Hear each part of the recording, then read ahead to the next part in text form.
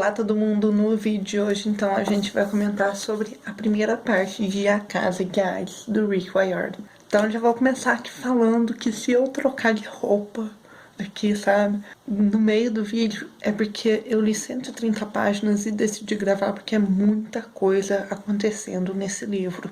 Então é capaz de eu esquecer detalhes se eu lesse as 250 páginas e parasse para gravar o vídeo, tá bom? O livro já começa com o navio sendo atacado durante toda a guia, assim, por causa de eles estão sendo atacados por Montano ou Oraie.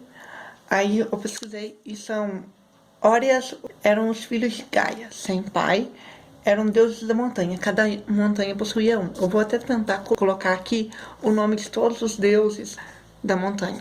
É muito nome, gente, sério mesmo. Cada montanha tem um, então já imaginou, a Grécia é bem grandinha. Então eles estão sendo atacados por deuses da montanha e eles não têm noção do que está acontecendo. Eles estão viajando, então, tentando ali atravessar a Itália. Só que a Itália também é uma região muito montanhosa. Eles têm que chegar até Épiro, na Grécia, para fechar as portas da morte e tentar salvar o Percy com a Annabeth, que no último livro caíram no Tártaro. Então, a Hazel, os 4 primeiros capítulos aqui são narrados por ela.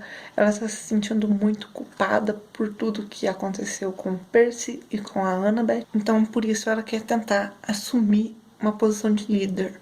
Só que ao acompanhar que todo mundo se sente meio culpado pelo que aconteceu com o Percy e com a Annabeth, então todo mundo tenta assumir um pouquinho a posição de líder. Aí durante eles param ali num lugar, o Arion aparece, o Arion, o cavalo da Hazel, né? E ela vai até uma montanha que tá formando uma chuva muito forte, uma tempestade horrível, assim, sabe?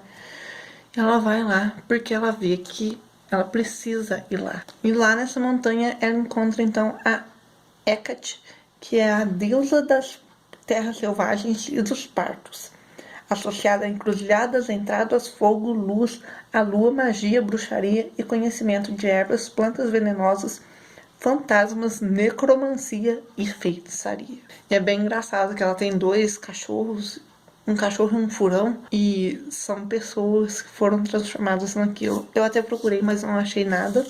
Uma se chama Gale e a outra Écula, sei lá, não tô entendendo minha letra aqui. É bem engraçado, porque um desses, eu acho que é o furão, que é a Gale, vai tentar acompanhar a Hazel aí nessa jornada. A Hecate fala pra Hazel que a mãe dela era realmente uma vidente, só que a Hazel não acredita porque a mãe dela mesmo não acreditava que ela era uma vidente. Ela fazia aquilo ali como uma charlatã. Só que a Hecate fala que ela tinha sim premonições e que ela foi uma das responsáveis para ajudar a Marie Levasque a atrair o Plutão, para que ela conseguisse o que ela queria, né? Riqueza e amor. Ela dá várias opções para Hazel de caminhos que ela pode seguir para atravessar aquilo ali, que já tá muito difícil, porque esses espíritos, esses deuses da montanha, estão atacando eles porque eles são filhos de Gaia, né? E, como eu falei, a Itália é muito cheia de montanhas, então é muito difícil encontrar um lugar que dê para atravessar ali. Só que ela escolhe um caminho que os 3 portais pelo qual entrar: norte, leste e oeste. No portal oeste, os semideuses gregos e romanos com armaduras completas lutavam entre si na encosta de uma colina, sobre um grande pinheiro. A grama estava repleta de moribundos. No portal leste, resolveu a Argo II caindo sobre os Apeninos. Seu cordame estava em chamas. Um pedregulho atingira o tombadilho, outro perfurara o navio. O navio se rompera como uma abóbora podre e o motor explodiu. As imagens do portal norte eram ainda piores.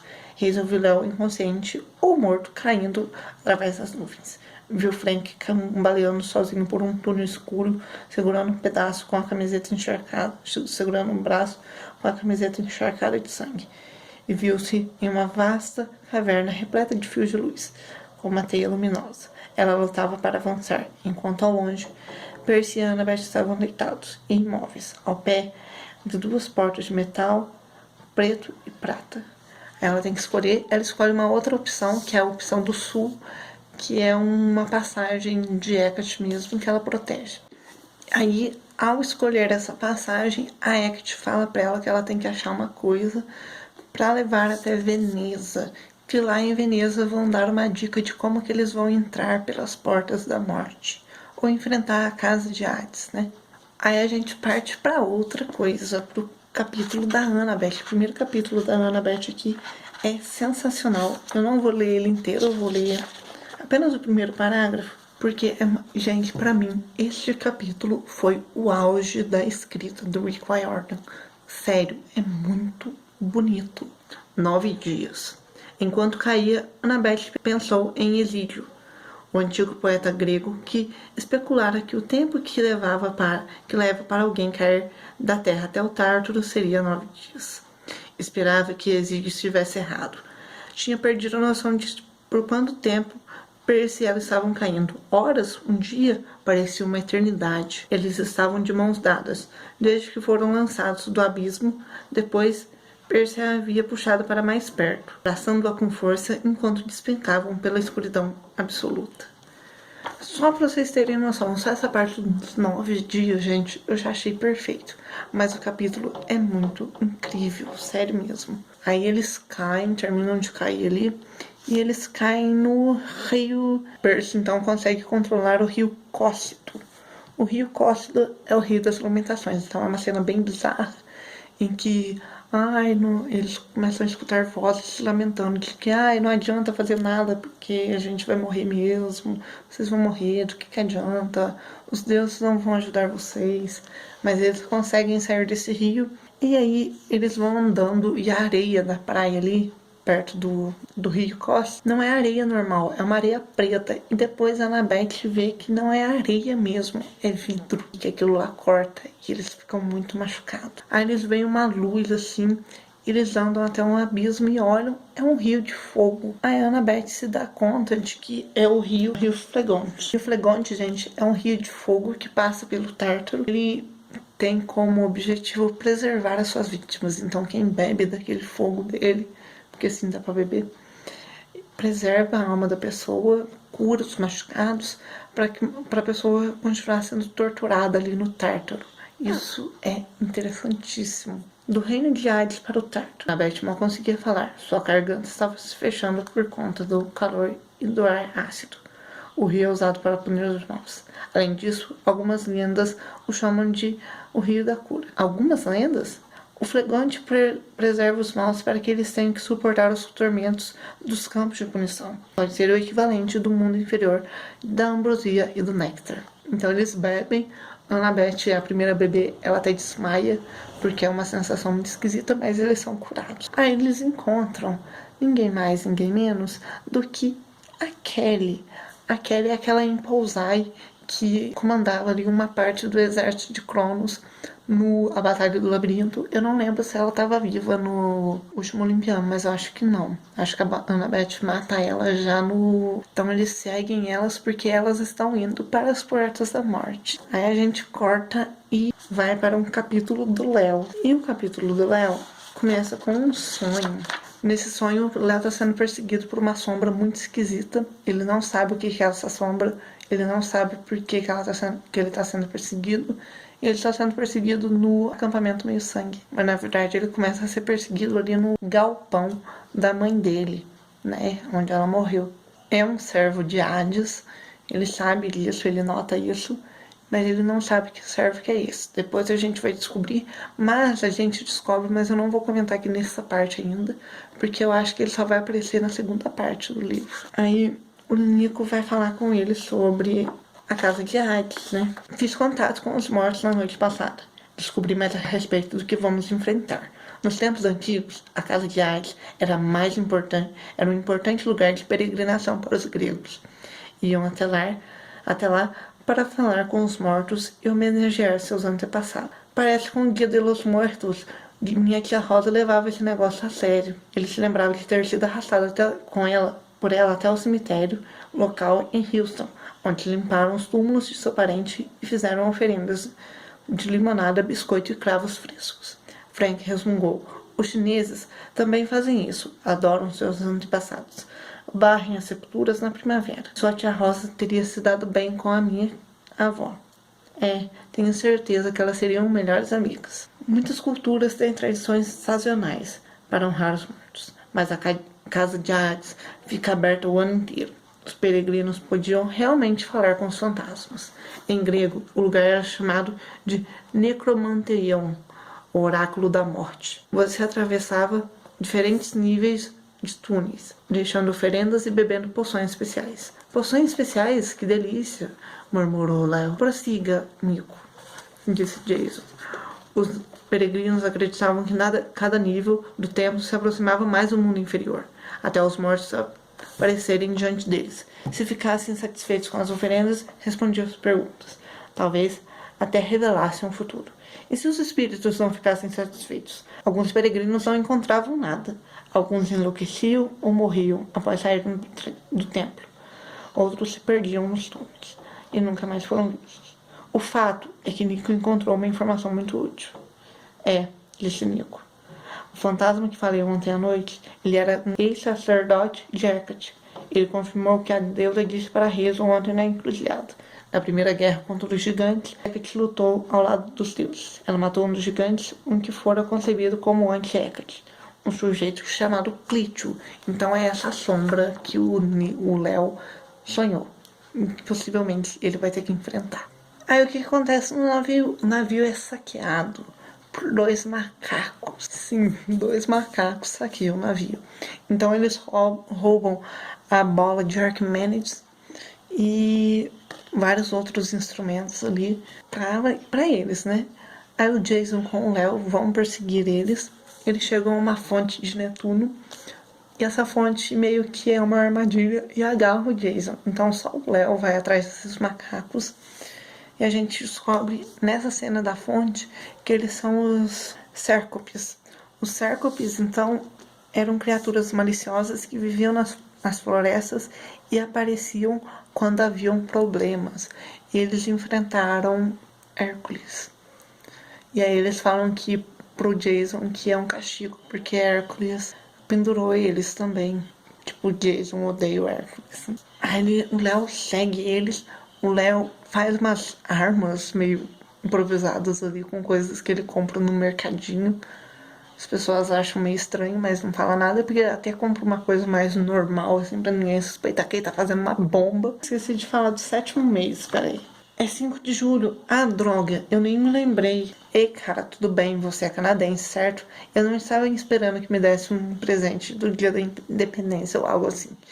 A menos que você fizesse questão. Não é isso. A minha avó sempre me disse que o 7º mês, que 7 era um número de azar. Era um número fantasma. Ela não gostou quando contei que haveria 7 semideuses nessa missão. E julho é o 7º mês. Mas é só coincidência, não é? Lá na China, as pessoas chamavam o 7º mês de um mês fantasma. Era quando o mundo dos espíritos e o mundo dos homens ficavam mais próximos. Os vivos e os mortos podiam atravessar de um para o outro. Acha mesmo que é uma coincidência estarmos procurando as portas da morte no mês fantasma? Ninguém disse nada. Aí acontece a cena dos macacos. O Léo consegue, então, derrotar esses macacos. Ele pega um livro de couro, com capa de couro, né? Não é um livro de couro, é um livro com capa de couro.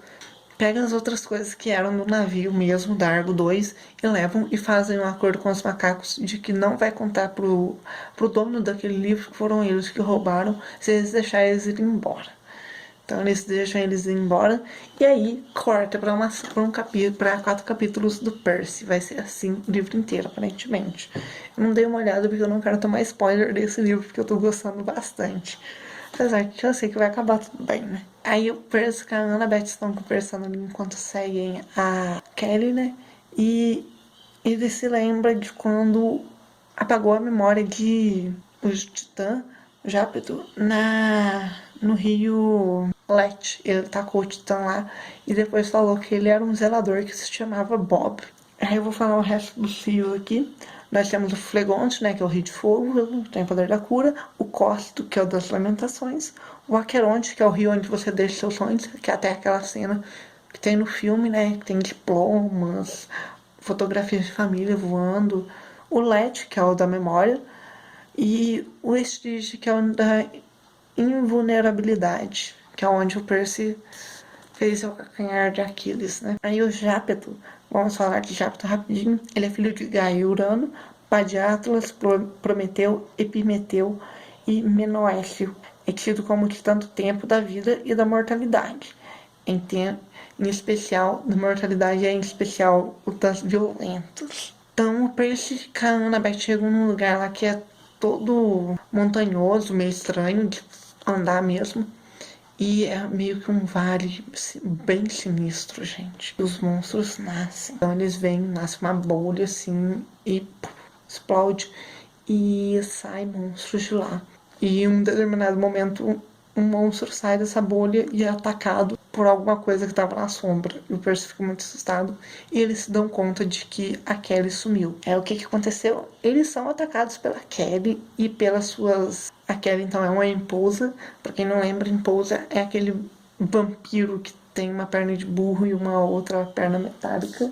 Só que aí eles colocam uma ali contra a Kelly, porque eles falam que estão a trabalho de Hecate, né? Eles adoram improvisar. E esse é um jeito que eles conseguem de escapar sempre da morte. Então a Kelly mata essa e luta com a Annabeth, porque a Annabeth matou ela. E as outras atacam o Percy. Só que aí acontece uma coisa: aparece um personagem para ajudar o Percy. Esse personagem é simplesmente o Bob, o zelador. Sim, o Jápeto, que é aquele titã que eu comentei com vocês. Acontece, o Percy pensou nele e toda vez que pensam nele, ele vai ajudar o zelador. Então ele foi lá ajudar o Percy com a Annabeth e ele derrota as Impousais, fala que tem que ajudar eles e tal. Né? Aí ele fala que vai levar eles até tal lugar, que eles têm que ir rápido porque tem alguma coisa a caminho. Aí vamos de novo lá pro pessoal da Argo 2. O pessoal chega então em Veneza, que é aquela cidade cheia de mais água do que terra lá, né? Vou colocar uma foto aqui pra vocês. Frank, o Nico e a Hazel, então eles vão lá procurar o dono do livro. Eles notam assim na hora que eles chegam na cidade que a cidade está cheia de vaca e que essas vacas ficam apenas olhando assim para baixo e não levantam a cabeça. Eles acham aquilo estranho, mas tudo bem. Os mortais lá tá acostumados com aquilo. Eles acham que são cachorros de rua, mas tem muito daquilo. Então eles vão à Casa Negra, que em italiano significa Casa Negra. E aí o Nico conta um pouquinho da história dele pro Frank, que é, né? A mãe dele era uma pessoa que se apaixonou por Alice, fugiu da guerra para proteger os filhos e acabou morrendo. Frank fica meio coisa, mas tudo bem. Aí a cidade está infestada por esses animais. Eles são atacados por esses animais. E esse animal, desses animais, dá uma borrifada verde na cara da Hazel. E a Hazel desmaia. E fica respirando muito fraco, porque é bem venenoso o que eles borrifam na cara da pessoa. Um senhorzinho acolhe eles para tentar salvar a Hazel, né? Então ele fala que esses animais são catóplebas, ele é um antílope. Este animal mitológico tem a cabeça tão grande e pesada que só pode olhar para baixo. Então já imaginou sua vida meio complicado, né? Coitados. E eles ficam lá porque lá eles tentam comer grama. O senhorzinho explica por que aqueles animais existem lá. É por causa de São Marcos. Não, mas São Marcos é o padroeiro dessa cidade. Ele morreu no Egito há muito tempo. Quando os venezianos se tornaram poderosos, bem, Relíquias de Santo era uma grande atração turística na Idade Média. Os venezianos decidiram roubar os restos mortais de São Marcos e trazê-los em a sua grande igreja de São Marco. Eles também contrabandearam o corpo em um barril de carne de porco em conserva. O problema é que você não pode fazer algo assim sem sofrer as consequências. Involuntariamente, os venezianos contrabandearam algo mais para fora do Egito. Eu vou colocar aqui como é que escreve, porque eu escrevi errado na minha anotação. Será que eu escrevi errado aqui também? Escrevi. É catoblepas. Vieram a bordo do navio e procriaram como ratos desde então.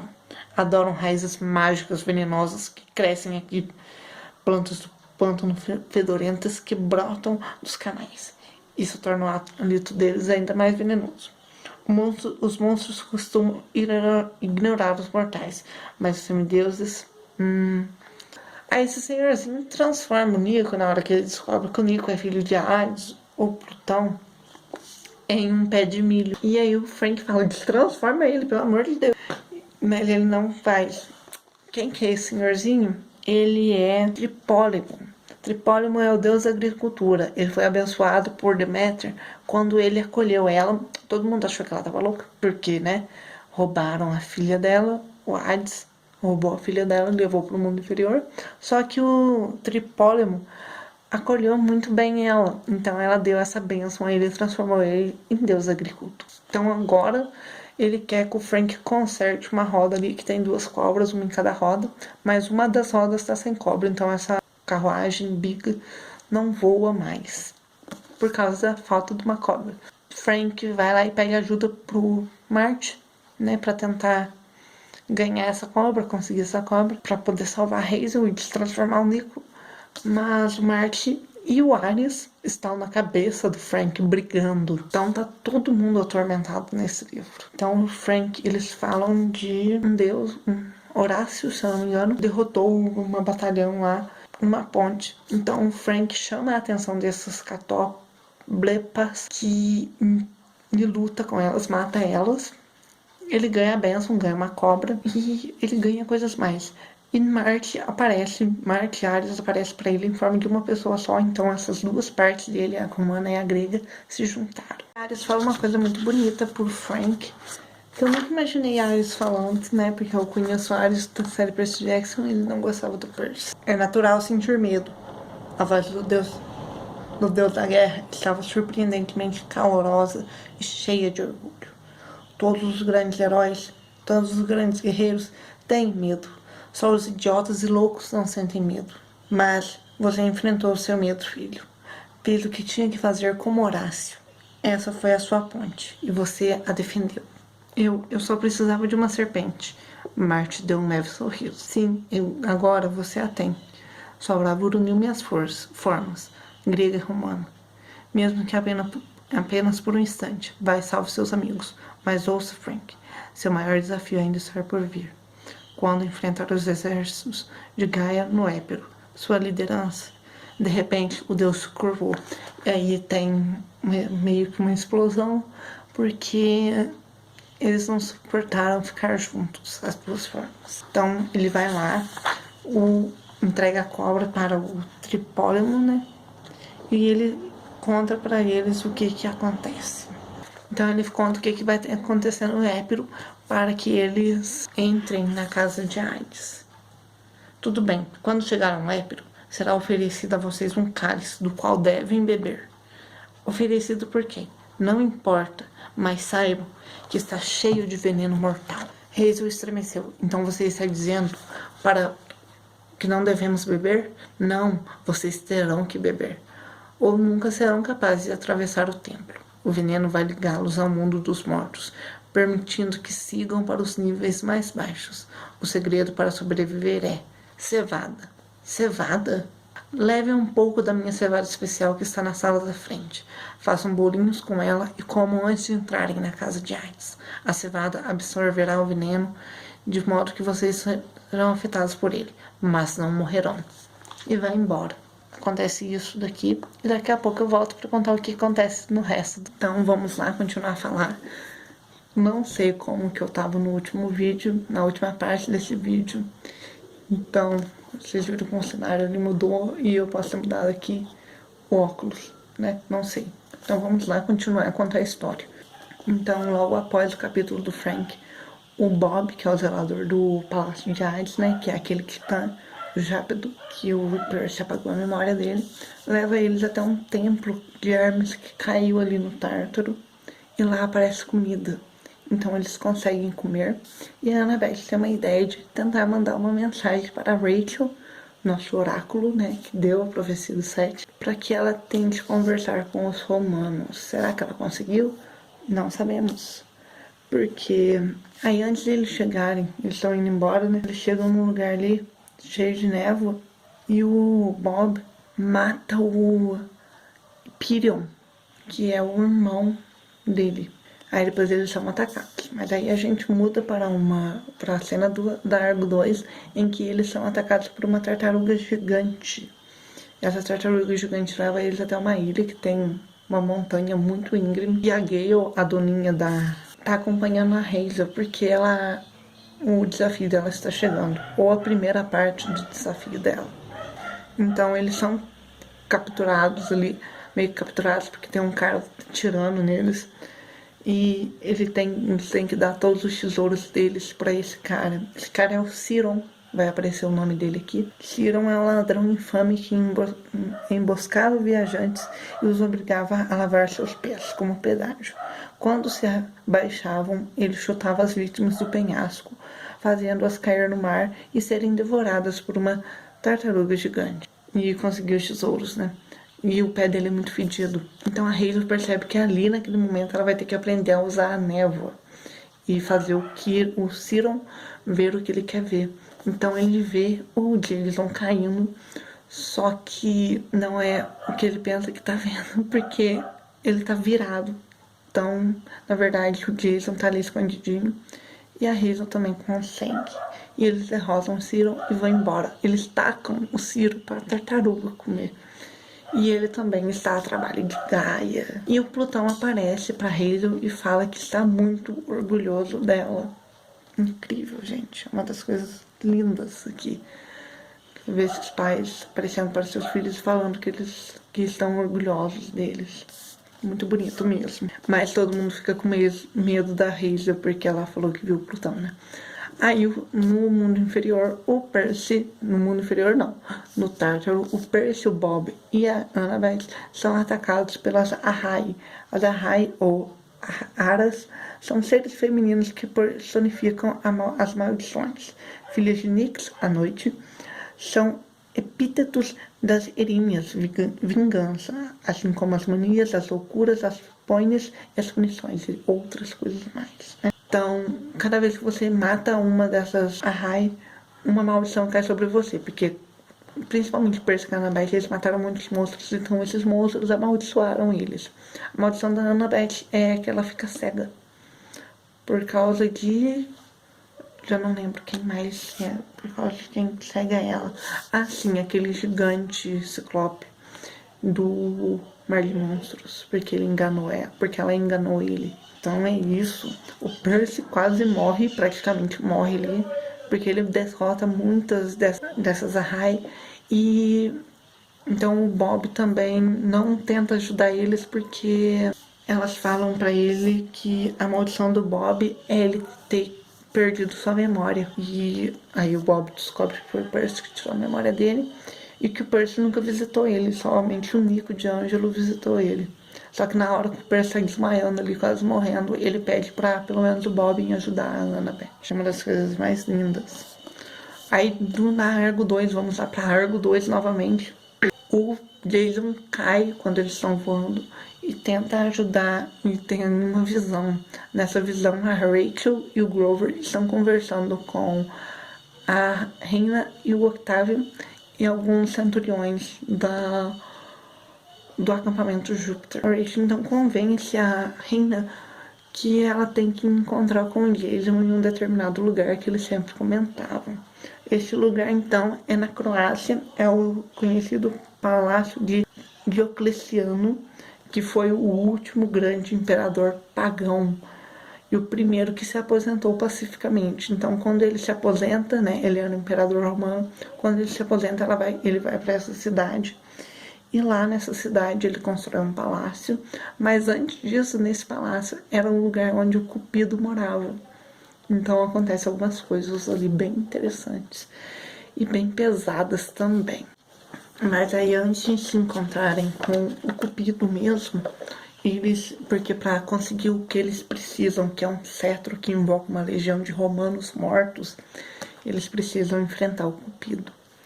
Mas antes de encontrar o Cupido, eles encontram Favônio, ou Zéfiro, que é o vento do oeste, desculpe. Aí eles encontram, então, depois o Cupido. Aí ele fala assim pro Nico: você nunca me viu, mas estive observando. Você veio aqui, ainda menino, e várias vezes desde então. Sabia que acabaria voltando para olhar para o rosto de meu mestre. Então, o Nico, do que ele está falando? Não sei, nada, nada. A pessoa mais importante para você. Lançada no Tártaro, você ainda não vai admitir a verdade. Então, todo mundo acha que o Nico é apaixonado pela Annabeth. Mas, calme-se. Eles encontram o Cupido, gente.